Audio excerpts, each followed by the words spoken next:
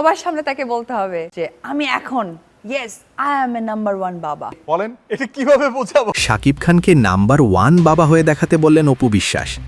Shakib Khan number 1 নায়ক, কিন্তু শাকিব খানকে challenge ছুড়ে দিয়ে অপু বিশ্বাস বলেন সে তো সব সময় বলে আমি নাম্বার 1 নায়ক, সে পারলে নাম্বার 1 বাবা হয়ে দেখাক, দেখি সে কেমন পারে। হ্যাঁ, জয় অলমোস্ট শাকিব খান হয়ে গেছে, অলমোস্ট। শাকিব অপুর একমাত্র ছেলে আব্রাহাম খান জয়। শাকিবের সাথে এর পর ছেলেকে একাই মানুষ করে চলেছেন অপু বিশ্বাস। জয়কে স্কুলে নেয়া, জয়কে হেয়ার কাটিং দেয়া, জয়ের সাথে ঘুরতে যাওয়া, জয়ের সাথে খেলাধুলা করা, এভরিথিং অপু বিশ্বাসই করেন। অপুর কাছে জানতে চাওয়া হয় জয় শাকিব খানের মতো কি পেয়েছে। অপু বলেন জয় তো পুরোপুরি শাকিব খান। জয় অলমোস্ট শাকিব খান হয়ে গেছে, আমি বড় করছি, আমার কিছুই পাচ্ছে না।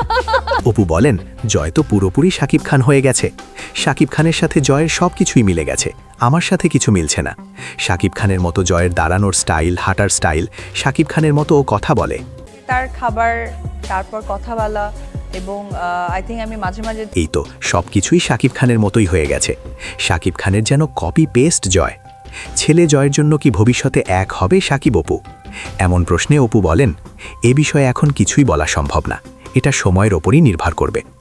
অপু বলেন তবে শাকিব ও আমার দুজনের একটাই কাজ, সেটা হচ্ছে জয়কে বেটার একটা লাইফ দেয়া। ভিউয়ার্স, আপনার কাছে কি মনে হয় শাকিব খান নাম্বার 1 বাবা হতে পারবে? আপনার মতামত জানিয়ে অবশ্যই কমেন্টস করে দিন।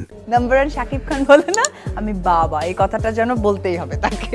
Icon focus 24 TV, powered by 4D Fourth Dimension।